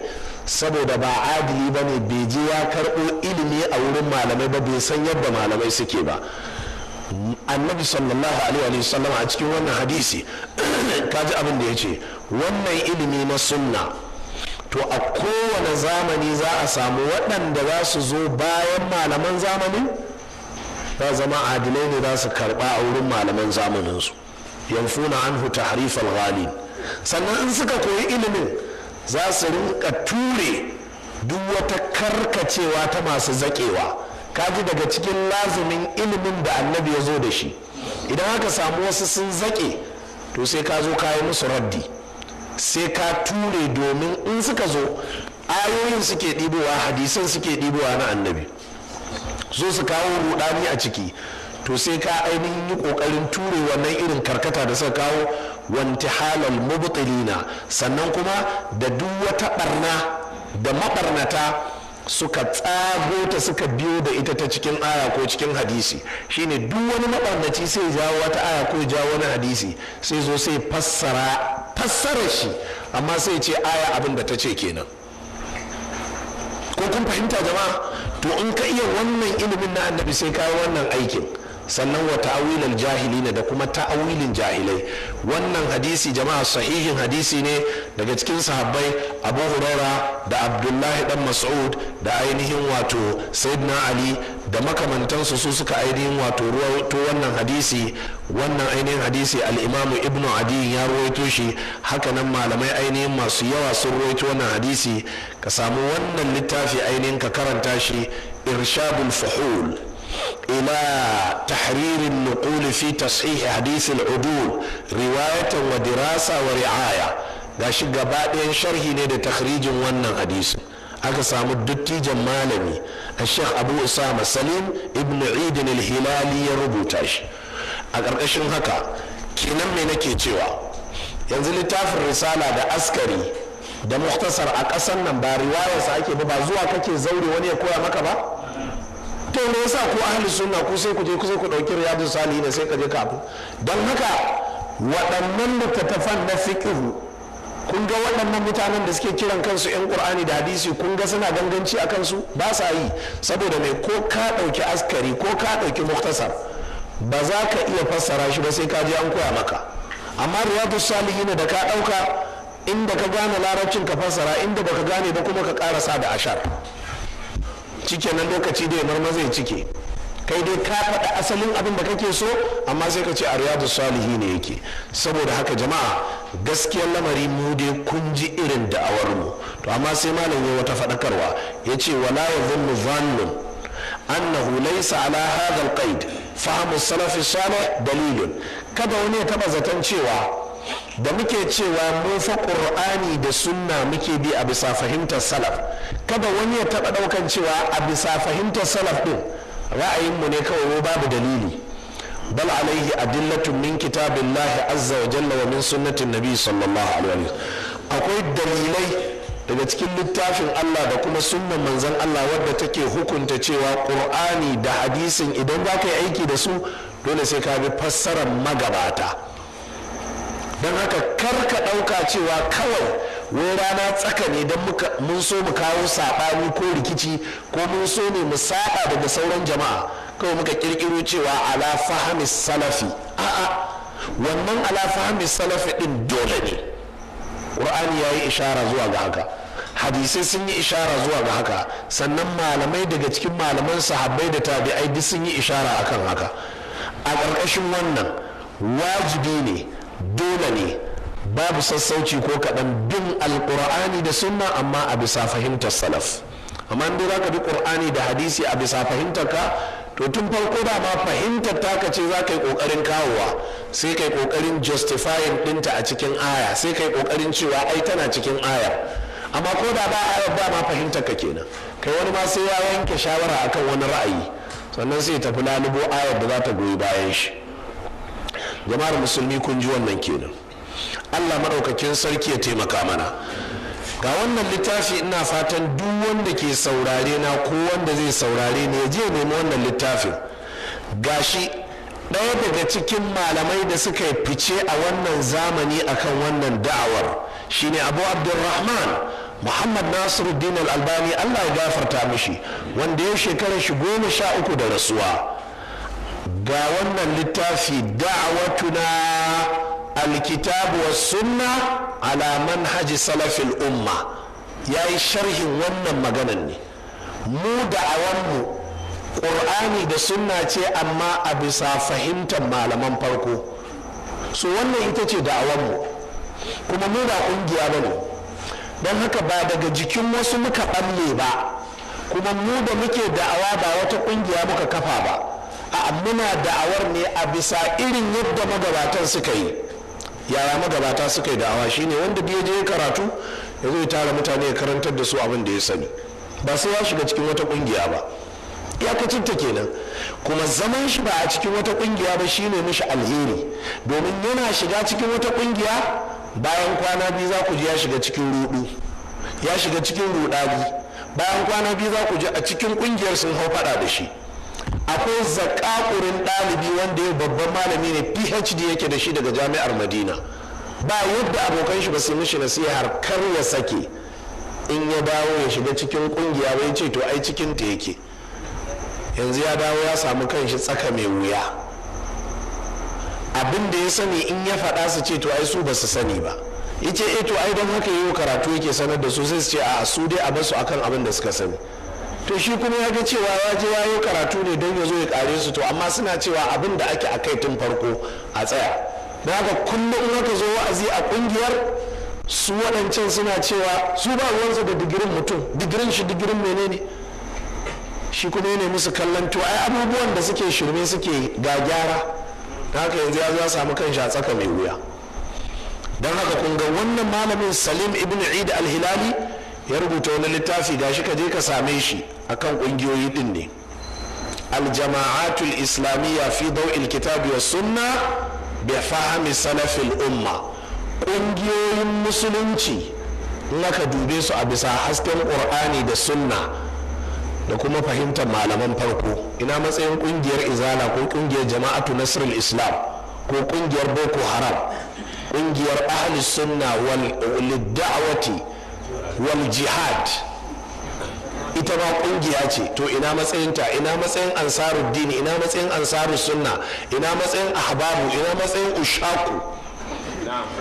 Ina fata an gane. Duk wata kungiya da ke danganta kanta ko yan kungiyar brothers ko yan kungiyar umma ko yan kungiyar kaza ko yan kungiyar wane ne, duka gashi ka je ka samu wannan littafin ka karanta. Wannan ma'auni ne za a yi amfani da shi a dubi waɗannan ƙungiyoyin, shin addinin suke wa aiki ko ko wata hidima suke wa kansu? To aikin fa aiki ne, lallai ku sani da cewa aikin aiki ne. Don haka da ƙarshe malam ya ce audun ala bada'in, in an sha ruwa a koma karatu. Yanzu an ɗan tsaya ne an yi bayani dangane da wata munasaba, kuma dalili ne ya kama. An kawo maka hadisan haɗa sahu, sai ka ce to ai ka san, sai a ce amma ga ma'ana hadisan, sai ka ce a to kai wannan ma'ana ce baka sani ba, sai a ce to ai dama shi yasa aka ce abu fahimtar salaf din. Shi annabi da ya faɗa hadisan ya fassara su a wani wuri. Allah da yake faɗin ayoyi, in ka shiga cikin wasu ayoyin sai ka ji ya fassara su. To abin da yake daidai shine ka ɗauki fassara Allah. Misali yanzu in ka to kana karatu ga ayoyi nan a cikin alkur'ani, bari mu ɗauki ƙwaya biyu waɗanda suka yi kama da juna. Ayar da ta zo tana magana akan kisan kai da ayar da ta zo tana magana akan zihari, dukkaninsu sun bayyana cewa in ka yi kisan kai, wannan ta ce fatahriru raqabatin mu'minatin, wannan kuma ta ce fatahriru raqabatin min qabli an yatamassa. To yanzu kaga waccan aya ta zihari tana cewa in kai matarka zihari ka tuba ka gyara, to sai ka ɗanta baiwa ko bawa, haka ta ce, ba ta ce mumini ba. Waccan kuma sai ta ce in kai kisan kai to za ka ɗanta bawa mumini. To yanzu ta yi ƙaidi da mumini ko? to tun da ayar ta yi kaidi da bawa mumini, to in ka taho ayar da ke magana akan zihari sai ka ce bai halatta a yanta mumini ba, kowane bawa kowane iri a wurin zihari sai mumini. in ka ce a to ai ayar da ta zo kawai ta ce bawa, sai ce a ai ga irin ta can da ta zo ta yi kaidi, sai ce a to inda Allah yana nufin nan sai an yanta bawa mumini a wurin zihari ai da ya faɗa, sai a ce a'a baka san qur'ani ba kenan. qur'ani baya itinabi, baya faɗin abubuwa guda biyu ya maimaita su, in ya faɗa a can shikenan can ya zo sai faɗe shi da siffa ɗaya, ana nufin ka ɗauko wancan siffa ka haɗa wa nan ɗin ma. babu itinabi a cikin alkur'ani, shine babu magana a maimaita ta a halin an yi irinta, babu wannan alkur'ani kaf. idan kun fahimci wannan da kyau, kaga fa bi ayyi ala'i rabbikuma tukazziban da ke cikin suratul rahman, to ba irin su ɗaya ba. sai in ka zo fassara qur'ani ala daw'is salaf, za ka ga karatun iri ɗaya ne amma kowace da irin fassarar da za ka yi mata da gwargwadon ayar da ke kafinta da wadda take bayanta. haka ake fassara alkur'ani, amma kaga karatun ayoyin da iri ɗaya ne. kaga wannan shi ake kira tafsirul qur'ani bil qur'ani. to sa'an nan tafsirul qur'ani bis sunna, Allah ya ce kalla bal rana ala qulubihim ma kanu yaksibun. Allah ya ce bal rana ala qulubihim. menene rana? sai manzon Allah sallallahu alaihi wasallam ya fassara rana da tsatsa, ce kafircin da suke yi ya zame musu tsatsa ne a zuci, don haka ba za su bar shi ba. to yanzu wannan fassarar da annabi ya fassara rana, to tana nan a cikin tafsirin ibnu jarir na tabar ya rawaito ta da isnadi ingantacce daga annabi. to in ka zo ayar sai ka fassara ta da wannan, shine tafsirul qur'ani bis sunna. sannan da mun nuna maka tafsirul qur'ani bi aqwali salaf. to in ya zama qur'ani ya zo a wani wuri wanda kai da ka kware da fassara shi, sai ka ga cewa ya zo ne da magana ta larabci zalla, to anan sai ka ɗauko gundarin larabci ka fassara, amma kuma larabcin qur'ani daban da irin larabcin da ake baka digiri a kan shi. daga ko ka je kawo digirin larabci ko kawo masters ko kawo phd ba za ka iya tafsirin qur'ani ba, sai kuma ka zo ka koyi larabcin alqur'ani. an fahimta gaba? a ƙarƙashin wannan kaga kenan yanzu idan wata kalma ta zo a cikin alqur'ani kana buƙatar kai mata fassara ta larabci, to sai ka dubi ka san irin larabcin alqur'ani. larabcin alkur'ani kuma ana koyon shi ne na musamman. nahau da sarf na alkur'ani ga shi nan al'imamu ibn malik ya rubuta maka a cikin littafin alkafiyatu shafiya baiti 3600, ka je ka koya a wurin malamai. in te maka nauyi kai dan koyo ne te je ka koyi alfiya, don haka alfiya din ita ce yar karama. to sannan za ka iya nahau da sarf na qur'ani. in ba haka ba koma mulhatul i'rab ta hariri.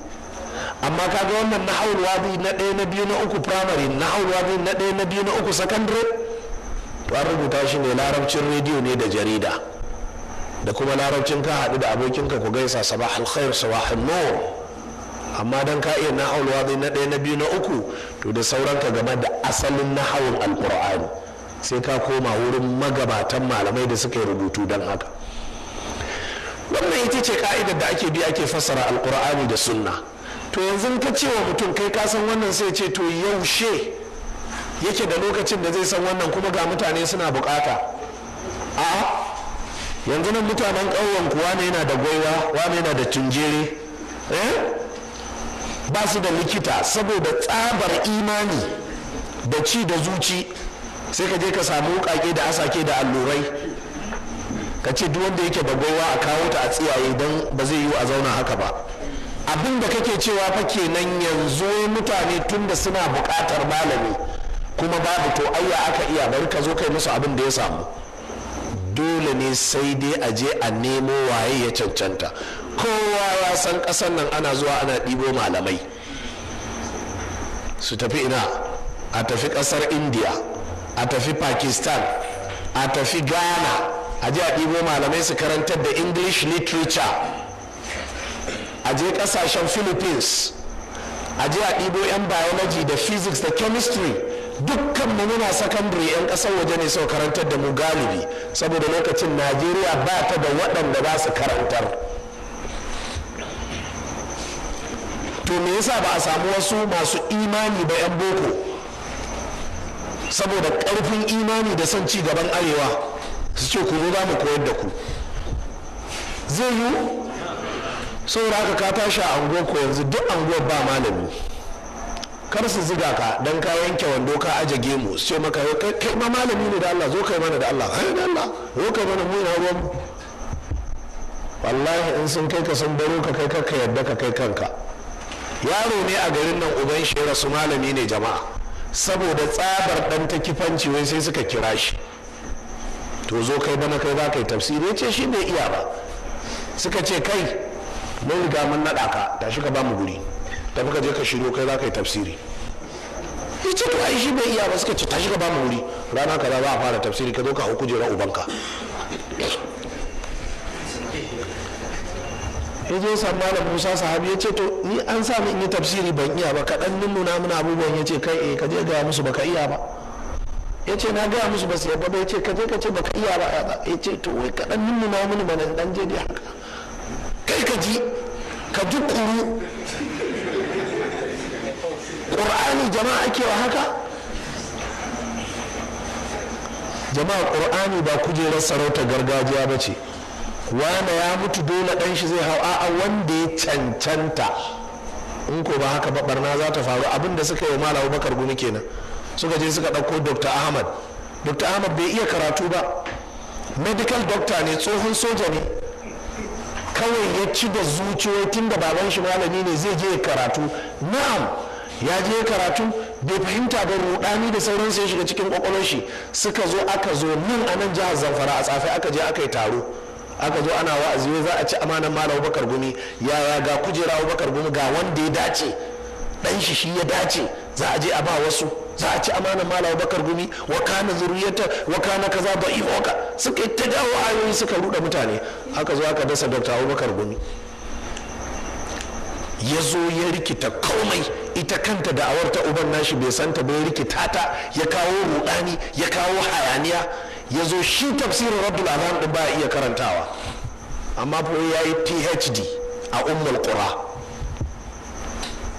haka ake yi. sai ku ɗauko wanda ya dace sai ku sa, don shi Abubakar Gumi kujerar ba uban shi ne ya mutu ya ba, cancanta shi ta kai shi kujerar. to sai a riƙe wuta a haka, sai a dubi waye cancanta. aka ce a je a yi ƙuri'a, aka yi ƙuri'a aka gane Ja'far Mahmudu Adam shi ya cancanta, amma suka ce wallahi ba za ta yiwu ba. ga ɗan mai kujerar suka kawo, suka zo suka sa shi kace-kace da komai. waɗanda suka ɗaure mishi gindi sai da ya bi su ɗaya bayan ɗaya ya dilin da su kaf ɗinsu. na ce madalla. nan ɗaya daga cikinsu ya zo ya tara mutane a Faisal ko yana taro a nan wani ɗakin taro, yana cewa kaga yaron banza yaron wofi, a shi ruwan zafi muka ɗiba muka zuba kanmu. ce oh hadai haka abin yake. wannan ilimi amana ce, idan baka yi ba wallahi ko sun ce baka zo ka ce a na ban iya ba, shikenan ka zauna lafiya. manta da duk abin da za su ce maka, manta da duk yadda za su ziga ka, duk in sai sai ka ce to Allah ya saka da alheri, amma dai kun san shi babana ba gaboye ba ni kuma ban iya ba to ba zan yi ba. shikenan haka ake yi jama'a. amma wallahi jama'a addinin musulunci ya zama irin addinin 'yan al'ada. yanzu duk wani limami dan al'ada hudu ba ce ta juma'a ga ta nan sai ce wa dan shi kokari ya iya ta. dan zai ta sakarci amma dai kokari ya iya hudu bar, saboda ka san in ba ni to kai za a nada, to kai kokari ga hudu ban nan ka iya ta. shikenan hudu ba dama kwaya ɗaya ce tun daga zamanin dan hudu ita ake yi. ayyuhannas ayyuhannas usikum bi nafsi bi taqwallah azza wa jalla. to shikenan ka haddace ka iya to je ka kai ta sakarcinka, je ka sulma, je ka acaba, je ka kai shirmanka, ubanka ya mutu tun da ka iya hudu ba zai karba. wallahi addinin sunna ba haka bane. wallahi tallahi sunnar annabi sallallahu alaihi wa alihi wasallam sai ka je an koya maka. idan baka je an koya maka ba wallahi ko imam bukhari ne ya haife ka wallahi ba malami bane kai, don shi ma bukharin ba gado yi ba. jama'a musulmi kun fahimci wannan da kyau? to ga karatu ya karatu, kuma karatu ya zo ƙarshe a inda malam zai fara mana wasiya da kuma nasihohi dangane da fa'idojin daidaita sahu. ga lokaci ya ƙure, insha Allah ba za mu gaza ba. gobe za mu sake taruwa a wannan wuri karfe 6:30, za mu sake ci gaba mu karasa insha Allah, ba don koyo ba saboda muhimmancin wannan mas'ala. to da yake karatun kaɗan ya rage, insha Allah ta'ala muna so kowa ya je nazarin abubuwan da muka faɗi akan sahu ɗin nan da abubuwan da muka faɗi na da'awar salafiya. wallahi anta hurrun mutlaq, ka je ka rubuto mana tambaya a takaice da rubutu kyakkyawa wanda za mu zo mu karanta. karka ji tsoro, karka ji kyashi, karka ji kyama, za mu zo mu karanta ta insha Allah ta'ala a nan cikin jama'a, sai mu cikkasa waɗannan kasusuwa wanda da muna tunanin wannan zai zama na ƙarshe, amma kuma ba haka Allah ya nufa ba. insha Allah ta'ala za mu sake na hudu din wanda shine zai zama ainihin na ƙarshe da ikon Allah. da wannan muke cewa subhanakallahumma wa bihamdika ashhadu an la ilaha illa anta astaghfiruka wa atubu ilayk.